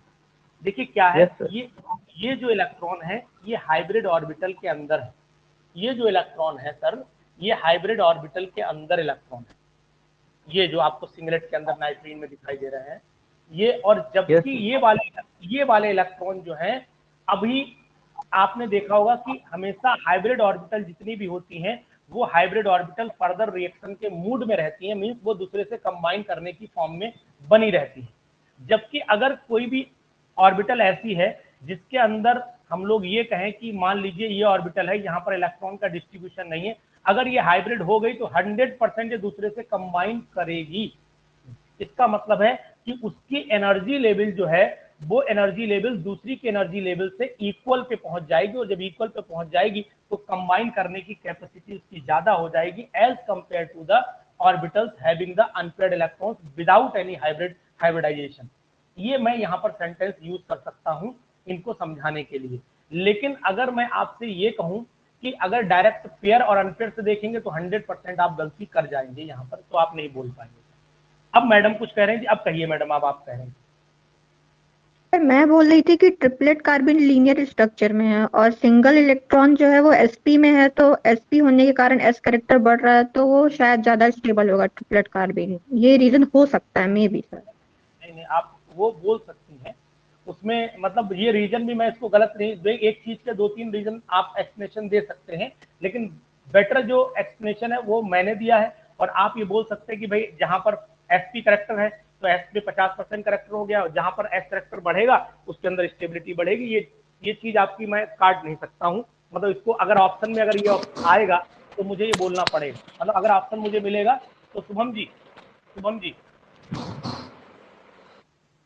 Yes sir. हेलो, अगर 2 ऑप्शन में से एक ऑप्शन आपको मिलेगा तो ऑप्शन में फिर टिक लगाना पड़ेगा। अगर मान लीजिए ऑप्शन मिलता है कि यहाँ पर जो है अनहाइब्रिडाइज्ड ऑर्बिटल में इलेक्ट्रॉन्स का डिस्ट्रीब्यूशन दिखा रहे हैं, लीनियर शेप में दिखा रहे हैं, दूसरी बात है 50% दिखा रहे हैं, तो ये इस तरीके से 3 ऑप्शन में से एक ऑप्शन आपको टिक करना पड़ेगा जी। Yes sir. और आप कुछ कहना चाहेंगे? नो सर, ठीक है सर। सर कार्बीन के केस में भी यही कॉन्सेप्ट चलेगा क्या? कार्बीन के केस में सर ये कंसेप्ट नहीं चलेगा। कार्बीन के केस में 100% 50% वाला करेक्टर ही चलेगा, क्योंकि उसके अंदर बिल्कुल साफ दिखाई देता है, यहाँ साफ नहीं दिखाई देता। सर क्या कार्बीन और नाइट्रीन का कंपेयर भी आ सकता है क्या? दोनों में अगर पूछ लिया कौन ज्यादा स्टेबल है, ऐसा कुछ आने के चांसेस हैं? नहीं सर, आने को तो कुछ भी आ सकता है सर, इसमें मना नहीं करूंगा मैं, लेकिन अगर आप सर कार्बिन में लेस स्टेबल होता है सिंगलेट कार्बिन ट्रिपलेट से ना? जी, 1 मिनट रुक जाइए, ठीक। जाऊँ मैं बात। सर कार्बिन वाला बता दीजिए, उसमें कौन स्टेबल होगा? जी, अब इसके अंदर स्टेबिलिटी मैडम देखिए, जो सिंगलेट कार्बिन है इसके अंदर उल्टा रहेगा, वहाँ उल्टा है, वहाँ ट्रिपलेट है, यहाँ सिंगलेट है, यहाँ सिंगलेट पे आएगा ऑप्शन। Okay sir. अब क्यों आएगा, रीजन मैं आपको बता रहा हूँ, समझ लीजिए, इसको भी आप समझ लीजिए अच्छे से। जैसे आपने बोला कि यहाँ पर 50%, जैसे अगर यहाँ जवाब दोगे आप 50% वाली बात आएगी एसपी फैक्टर, तो यहाँ भी दिखाई दे रहा है आपको, यहाँ पर sp2 की बात दिखाई दे रही है। लेकिन आपको ये पता होना चाहिए, अच्छे से पता होना चाहिए कि इसके अंदर 2 इलेक्ट्रॉन अपोजिट डायरेक्शन में है जो इनके एंगल्स को ब्रेक करने की कोशिश करेंगे। यहाँ पर ये कंडीशन नहीं, यहाँ पर एंगल अगर आप देखेंगे तो इस तरीके की शेप आ रही है, और इस तरीके की शेप जब आती है इक्वल एंड अपोजिट फोर्स पे चलता है, और इक्वल एंड अपोजिट फोर्स जब लगता है तो स्ट्रक्चर स्टेबल ज्यादा हो जाता है as compare to the other structure. ये बात ध्यान रखिएगा। हाँ, अगर ऐसे होता और ऊपर कोई पेयर नहीं होता, नीचे कोई पेयर नहीं होता, या ऊपर कोई अनपेयर्ड नहीं होता, नीचे कोई अनपेयर्ड नहीं होता, तो उस समय हम इसको कंडीशन को बता देते। लेकिन इसकी कंडीशन ही अलग है कि दोनों एक ही स्पिन में है, एक बात, और दोनों अलग अलग ऑर्बिटल्स में है, एक बात, दूसरे अलग लोब में है, ये भी दूसरी बात है। ये मतलब यहाँ पर अगर ऊपर होते तब भी हम कहते नहीं साहब हम इसे मान सकते हैं, लेकिन ये लोब अलग अलग जा रहे हैं, ये भी चीज आपको ध्यान रखनी पड़ेगी। इसकी डिटेल हम आपको स्पेक्ट्रोस्कोपी में स्टेबिलिटी ऑफ कार्बिन और नाइट्रीन समझाएंगे, उस समय आपको बताएंगे जो आपने बोला है। सर कार्बिन के केस में मैंने कुछ ऐसा पढ़ा था, रीजन मुझे पता नहीं, बस याद किया था कि triplet is greater than singlet, और लेकिन केवल हाइलोजन के केस में singlet carbene is greater than triplet carbene. नहीं, आपने बिल्कुल सही पढ़ा है सर, इसमें नहीं, मैं भी आपका कार्बन के केस में मल्टीप्लिसिटी जो है इसकी 3 है और उसमें 1 है सिंगलेट में, इसलिए ज्यादा स्टेबल होगा ट्रिपलेट वाला। हाँ नहीं, ट्रिपलेट वाला तब हम बात कर रहे हैं कि जिस समय कार्बिन का केस चलेगा तो ट्रिपलेट वाला स्टेबिलिटी की बात करेंगे जब हम यहाँ पर इलेक्ट्रोनेगेटिव एटम और ग्रुप कोई भी ना लगाएं। अगर इलेक्ट्रोनेगेटिव एटम और ग्रुप लगा दें, हाँ जी बोले, सिमेट्री की बात कर रही हैं आप हुन्स रूल के according? To Hund's rule triplet carbene more stable होगा सिंगलेट से, क्योंकि मल्टीप्लिसिटी जो है वहाँ पे ज्यादा होगी। मैं भी मैडम वही बोल रहा हूँ कि आप लोग सिमेट्री की बात कर रहे हैं ना, symmetry of the electron, symmetry of the electron भी तो आप बोल सकते हैं इसे मैडम, जवाब दीजिए। हेलो जी, बोलिए, आप रुक जाती हैं। मैं इसे ऐसे कहूं कि आपने बोला कि सिमेट्री ऑफ द इलेक्ट्रॉन है, सही बोला, मींस हुन्स वर्डिंग में इसे सिमेट्री ऑफ द इलेक्ट्रॉन बोलता हूं, जैसे आपने अपनी वर्डिंग यूज की, मैंने इसे अपनी वर्डिंग यूज की, सिमेट्री ऑफ द इलेक्ट्रॉन बोलता हूं। लेकिन मैंने अभी जो भी कार्बिन बनाया उस कार्बिन को ये रिप्रेजेंट किया जो अब कि जो हैलोजन यानी इलेक्ट्रोनेगेटिव एटम से मैंने रिमूव किया था, इसीलिए मैंने इस पे फोकस कर रहा हूं। बाकी आपको इसकी सिमेट्री और सिमेट्री इलेक्ट्रॉन का डिस्ट्रीब्यूशन के हिसाब से जो आप बोल रहे हैं वो ट्रिपलेट वाली कंडीशन ज्यादा स्टेबल होगी। सही बोल रही हैं आप, गलत नहीं बोल रही हैं। और जब हम लोग बनाएंगे, मतलब सिंपल ही पूछा जाएगा तो ट्रिपलेट आंसर देंगे, लेकिन जब हम बना के स्ट्रक्चर बोलेंगे, जैसे हमने आर बनाया, ये बनाया, तब, और जिस समय सीएल बनाया, सी बनाया, तब ये दोनों के आंसर में डिफरेंस चल रहा है। इसलिए मैं कॉमन वर्ड यहाँ पर बोल रहा हूँ। इन दोनों की स्टेबिलिटी ऑर्डर पे अगर आप बात करिए तो इस समय ये ज्यादा स्टेबल होगा, ये ज्यादा स्टेबल होगा, ये कम स्टेबल हो जाएगा। इसमें कौन सा स्टेबल होगा? सिंगलेट। ठीक है, इसमें कौन सा स्टेबल होगा? ट्रिपलेट। ये चीज है।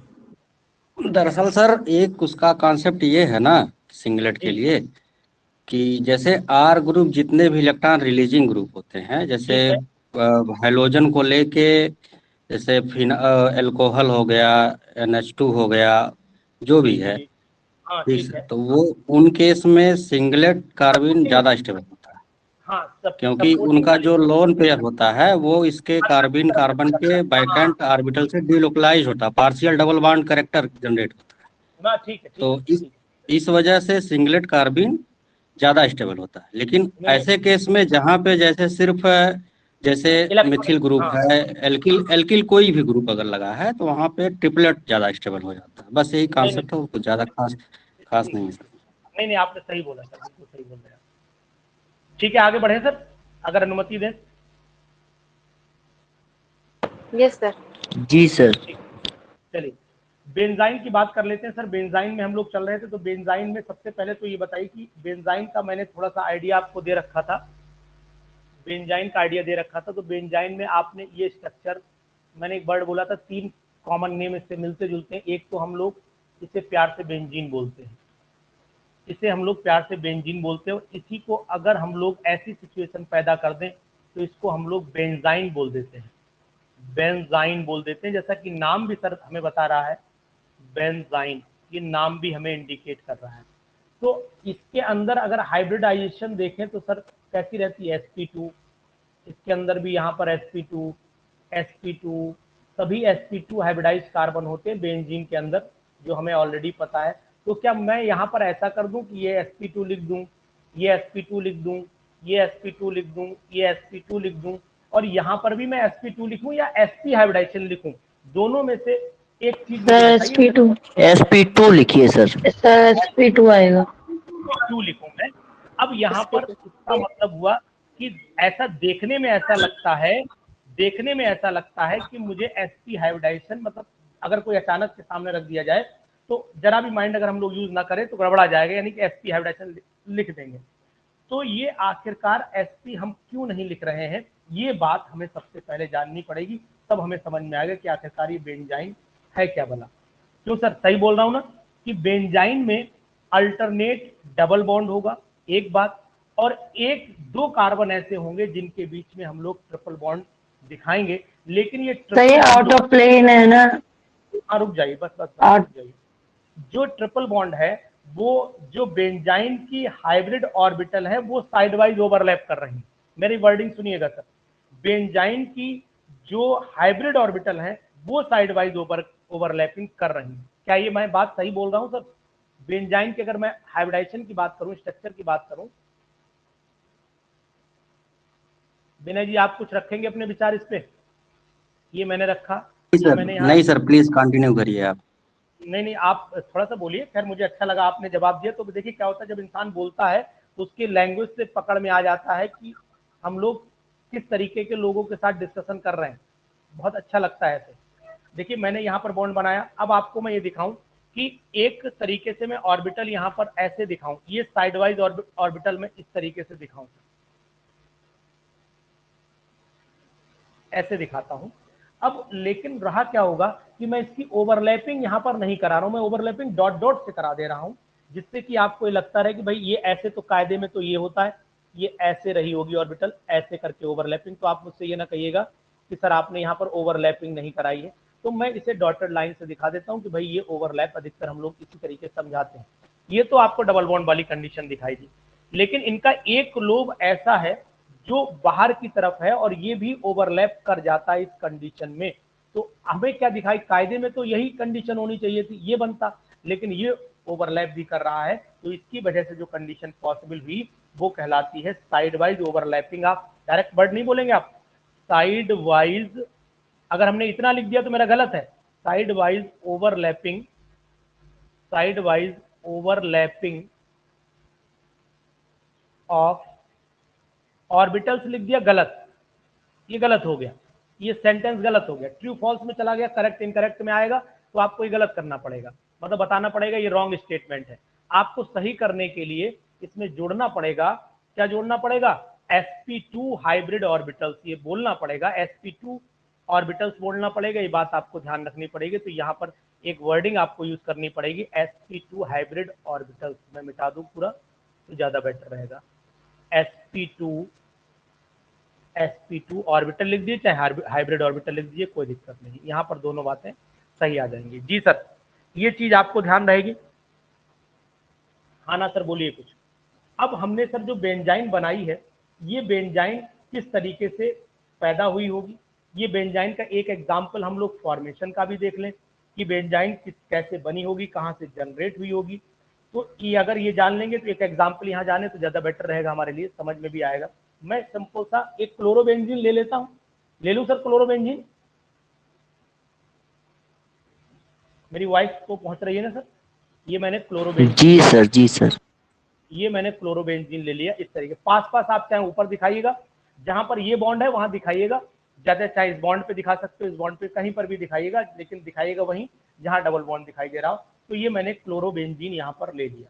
अब इस क्लोरोबेंजीन पर मैं क्या करता हूँ कि किसी भी एक न्यूक्लियोफाइल का अटैक करा देता हूँ, यानी न्यूक्लियोफाइल सपोज कर लेता हूँ NH न्यूक्लियोफाइल ले लूँ, या NU ले लीजिए, न्यूक्लियोफाइल के नाम से रखना है तो आप NU भी ले सकते हैं। ये मैंने एक न्यूक्लियोफाइल सिंपल सा ले लिया। ये न्यूक्लियोफाइल अगर हमारे पास में है, जैसे NH2 लेता तो मैं NH3 निकाल देता। तो मैं क्या करूं यहाँ पर कि कैसे अटैक कराऊं और कौन सी बॉन्डिंग किधर शिफ्ट कर दूं। क्या मैं ये काम करूं कि इस वाले को इधर शिफ्टिंग दिखाऊं, इधर शिफ्टिंग दिखाऊं, और इसके बाद जो है इस H को पॉजिटिव फॉर्म में निकाल के बाहर लाऊं, मीन्स ये इसको ले जाए यहाँ से, ऐसे करें, ये भैया इसे ले जाए और ये ले जाके अपना NH3 जो बनाना उसे बना ले, या सिंपल सा NU अलग दिखा दें, H अलग दिखा दें, ये कंडीशन पॉसिबल हो सकती है। तो ये क्या पॉसिबिलिटी है कि मैं ऐसे इसे बना दूं, इसका जो मैं प्रोडक्ट बना रहा हूं वो आप देखिएगा और मुझे बताइएगा, अपना विचार आप मुझे सामने रख दीजिएगा। ये मैंने Cl लिया, अब यहाँ पर इलेक्ट्रॉन दिखाया, तो इलेक्ट्रॉन में बॉन्ड न बना करके पहले मैं यहाँ पर नेगेटिव साइन दिखा देता हूँ कि भाई ये इसने यहाँ इस वाले कार्बन पे ऊपर ना चले जाइएगा, कहीं सोचे सर ने एरो ऊपर खींच दिया है, मैं एरो थोड़ा और मोड़ देता हूँ नीचे की तरफ, मैं ऐसे मोड़ देता हूँ ऐसे करके, तो यहाँ पर मैं नेगेटिव साइन दिखा देता हूँ, ये कंडीशन पैदा कर देता हूँ।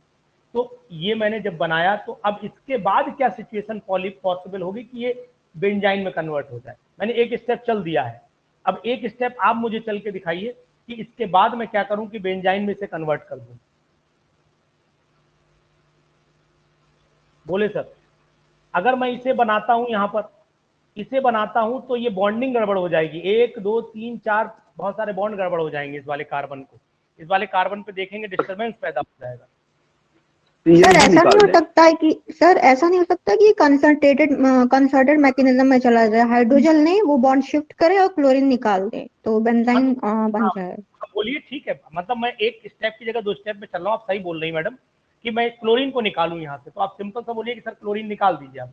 जैसे मैं क्लोरीन निकालूंगा तो क्लोरीन निकलने के बाद जो सिचुएशन पैदा हो जाएगी वो यही पैदा होगी कि भाई क्लोरीन को मैं यहाँ से रिलीज करूँ, और क्लोरीन जब यहाँ से रिलीज हो जाएगा तो फिर क्या होगा कि ये वाला इलेक्ट्रॉन पेयर यहाँ इन्वॉल्व हो जाएगा, मीन्स इसको ऐसे बोल सकते हैं कि अंदर तो ऐसा है ही, और ऊपर मैं इसे बनाता हूँ, बाहर निकाल करके लाता हूँ Cl, नेगेटिव फॉर्म में लाऊंगा। ये बात ध्यान रखिएगा, ये इलेक्ट्रॉन को लेकर के जाएगा तब ये कंडीशन पूरी होगी, अदरवाइज ये कंडीशन पूरी नहीं कर पाएगी, मीन्स नेगेटिव फॉर्म में से निकालना पड़ेगा। Then the formation of the benzene takes place. इस तरीके से भी हो सकता था इसका बेंजाइन का। अब आप मुझसे ये कहते हैं कि सर इसको वापसी करिए, इसको अटैक में वापसी कैसे करेगा, ये रिएक्शन कैसे करेगा, तो वो भी हम बता सकते थे कि नहीं सर वापसी में भी इसकी करवा सकता हूँ, कि मीन्स इसको रिवर्स में भी ले जा सकता हूँ। कैसे पॉसिबिलिटी है, मैं बेंजाइन ले लूँ और बेंजाइन के ऊपर जो है किसी भी न्यूक्लियोफाइल का मैं फिर अटैक करा दूँ, जो ये था, ये वाला Cl नेगेटिव या कोई भी न्यूक्लियोफाइल ले लेता हूँ, इसको मैं अटैक कराऊँ। अगर ये यहाँ पर अटैक करेगा तो सिंपल सी बात है कि ये इसी फॉर्म में तो आएगा मैडम, अभी आपने बोला था इसी फॉर्म में तो आएगा, और जब इस फॉर्म में आएगा तो इसका मतलब ये हुआ कि मैं फिर वापस उसी फॉर्म में पहुंच जाऊंगा जहां मुझे होना चाहिए था। ये कंडीशन हुई, यहाँ पर मैं NU को जोड़ देता हूँ, या जो भी आप ग्रुप लगाना चाहते हैं उसे जोड़ दीजिए, और यहाँ पर फिर वही कंडीशन आ गई नेगेटिव वाली जो मेरी थी, और इस सिचुएशन से फिर मैं वापसी ले सकता हूँ, मीन्स इसको रिवर्स रिएक्शन को तब दिखा सकता हूँ, इस पर न्यूक्लियोफाइल का अटैक करा करके इसे एक नए कंपाउंड में कन्वर्ट कर सकता हूँ। अब मैं चाहूँ तो इसे एनिलीन में भी कन्वर्ट कर सकता हूँ। एनिलीन में कैसे कन्वर्ट करूँ, यहाँ NH जो मैंने लिखा हुआ है वो NU जो लिखा हुआ है इसे मैं NH2 करके ले लेता हूँ, यानी कि न्यूक्लियोफाइल NH2 कंडीशन में ले लेता हूँ, तो फिर मैं इसे एनिलीन में भी कन्वर्ट कर सकता था। तो ये रिएक्शंस अगर मैं बोलूँ ये रिएक्शंस कौन सी रिएक्शन कहलाती हैं, तो ये अगर सबको कंबाइन कर दूं तो ये पहली तो एलिमिनेशन हुई और दूसरी वाली एडिशन हुई, मतलब ऊपर वाली को मैं एलिमिनेशन रिएक्शन के नाम से जान सकता हूँ और नीचे वाली को मैं एडिशन रिएक्शन के नाम से जान सकता हूँ। तो ओवरऑल मैं इसे क्या बोल सकता हूँ, एलिमिनेशन एडिशन मैकेनिज्म भी बोल सकता हूँ कंबाइंड फॉर्म में। क्यों सर मैं बोल रहा हूँ वो बात सही है या नहीं? आपको रिएक्शन प्रोसीजर में क्या एलिमिनेशन एडिशन दिखाई दे रहा है या खाली मैं बोल ही रहा हूँ कि सर खाली अपना मुंह ही चला रहे थे, ठीक है हो गया? नहीं सर, करेक्ट है सर। नहीं, तो अब इसमें क्या करना है सर कि इस तरीके से हम बहुत सारे एग्जाम्पल्स इनके आपने भी देखे होंगे, पढ़े होंगे, हमने भी आपको जो मुझे समझ में आया मैंने आपको बताया। ऐसे कंपाउंड ये भी पॉसिबल है कि कोई भाई दिया हो, यहाँ पे ग्रुप बदल दें। ग्रुप का मतलब ये हुआ कि भाई ऊपर हमने मान लीजिए सपोज कर लीजिए ये ग्रुप नहीं लिया, ऊपर OCH3 ले लिया, तो ये कंडीशन भी पॉसिबल हो सकती है। मतलब ग्रुप वेरी कर सकते हैं, ऊपर मिथाइल ग्रुप भी लगा सकते हैं। यहाँ पर भाई मिथाइल जैसे हमने क्लोरो लगाया था, हम यहाँ पर कोई हो सकता है मिथाइल भी लगा के कंडीशन पैदा कर ले, नीचे Cl भी लगा ले। मतलब ग्रुप वेरी करके भी बेंजाइन बनाए जा सकते हैं। ऐसा नहीं कि केवल बेंजाइन यही बन गया तो भाई हमारी समझ में आ गया कि यही बेंजाइन है, लेकिन बेंजाइन के डिफरेंट फॉर्म डिफरेंट तरीके से बनाए जा सकते हैं। मीन्स इन ग्रुप को हटाकर बेंजाइन तो यही रहेगा। ये मत बोलिएगा कि सर ऐसा कह रहे हो कि नहीं साहब ये लग गया तो ये बेंजाइन नहीं होगा ना। मैं ये कहना चाह रहा हूँ कि बेंजाइन को डिफरेंट फॉर्म में कन्वर्ट किया जा सकता है डिफरेंट तरीके से। अब मिथॉक्सी वाला भी बेंजाइन बना दूं, मैं टॉलिन वाला भी बेंजाइन बना दूं, मैं क्लोरो वाला भी बेंजाइन बना दूं, मैं मतलब डिफरेंट तरीके कंपाउंड्स के बेंजाइन पॉसिबल हो सकते हैं रिएक्शन के थ्रू। तो इतना मैं आज आपको बता रहा हूँ। अब सर मुझे क्या करना है, सबसे पहला काम आपको एक इंडिकेशन मैं ये दे दूं कि एक तो इन टॉपिक्स को थोड़ा सा आप अपनी तरफ से भी पढ़िएगा। मतलब ऐसा नहीं कि इनको आज पढ़ा, रात में तो लेटते समय सोचा और सुबह जो है वो रहा नहीं था, साहब बेंजाइन पढ़ा। लेकिन बेंजाइन का क्या होता है, बहुत सारे एप्लीकेशंस ऐसे होते हैं जो आप लोगों के टच में रहे होंगे ज़्यादा, जैसे कुछ एप्लीकेशंस है मेरे टच में है। तो कोई ऐसी चीज़ अगर होती है आपके नॉलेज में आती तो नहीं साहब सर ये चीज़ आप इसमें ऐड कर दिए, जोड़ दीजिए, आपने बता दिया मुझे, सर ने बताया, अच्छा लगता है। दूसरी बात सर, मैं टेस्ट की बात कह रहा था, मैं एक टेस्ट फिर रखना चाह रहा हूँ और गैसेस स्टेट का रखना चाह रहा हूँ टेस्ट। और वो पहले तो मैं सभी को सजेशन दूंगा, मेरी बात को बिल्कुल आप अदरवाइज ना लीजिएगा, मैं सभी को सजेशन दूंगा कि आप टेस्ट टाइम की बाउंडेशन में दीजिए। जब आप टाइम की बाउंडेशन में टेस्ट देंगे तो सबसे बड़ा फायदा आपके ऊपर प्रेशर रहेगा, और जब प्रेशर रहेगा तो गलती कहाँ हम अपनी कितनी बचा पाते हैं ये सीख जाएंगे आप। और अगर फ्री हैंड टेस्ट देंगे तो फिर अपनी आप गलतियों को नहीं बचा पाएंगे, यानी गलतियां आप करते हुए भी छुपा ले जाएंगे, ये तय है। क्योंकि एग्जामिनेशन का मतलब है प्रेशर, आपके ऊपर प्रेशर बना रहे, या तो आपके ऊपर कोई इन्विजिलेटर लगा रहे या आपके पास टाइम की कंडीशन बांध दी जाए कि भैया 40 क्वेश्चन है, 50 मिनट है, कर लीजिए। जैसे 50 मिनट कंप्लीट होंगे पेपर अपने आप स्विच ऑफ हो जाएगा, आप उसे करिए या ना करिए ये आपकी मर्जी है। तो उसमें कंडीशन बनने से सबसे बड़ा सीखने का तरीका मिलेगा, हमारे माइंड की जो हड़बड़ाहट है उसे कंट्रोल करने की पावर आ जाएगी। दूसरे से कंपेयर कर लेंगे कि नहीं साहब दूसरा हमारा साथी जो है कितने टाइम में कितने क्वेश्चन कर ले गया, मैं क्यों नहीं कर पाया। रात में सोचोगे, कल को अच्छा करने की कोशिश करोगे। अदरवाइज आपकी जैसी ऑफलाइन मैं पेपर डाल देता हूँ और ऑनलाइन भी मेरे दोनों मूड में चल रहा है, तो आप लोगों में से मुझे लगता है कि यही सलाह आप देंगे, जहां तक मैं राय दे रहा हूँ। आप बोलिएगा। यस सर, सर मंडे को रख लेते हैं आपको टेस्ट। मैं कब रखूंगा ये तो मैं बताऊंगा आपको, लेकिन मैं ओके सर, संडे को मत रखेगा सर। आप लोग बस इतना बताइए कि क्या जो मैं अपना रहा हूँ मेथड। नहीं बिल्कुल सही है सर, सर ठीक लगा मैं तो। अश्विनी जी बोलिए आप। सर इस बार थोड़ा सा पेपर जो उसमें ना सर क्लियर विजिबल नहीं हो रहा था, बाकी और कोई प्रॉब्लम नहीं थी सर। मैं मान लेता हूँ थोड़ी देर को एक आध क्वेश्चन मेरी गलती रही होगी, मैं मान लेता हूँ, लेकिन हाँ सर एक दो क्वेश्चन ऐसा था जो विजिबल नहीं था बिल्कुल भी। मान लेता हूँ स्कैनर जो है जो कभी कभी मान लो मैंने पहले ही पेज उठा दिया, गड़बड़ा गया, तो वो पॉसिबल हो सकता है जी। बाकी लोग बताएं। सर्वेश जी आप बताइए, सर्वेश जी आपने टेस्ट दिया था, जल्दी जल्दी सर बोलिएगा थोड़ा थोड़ा।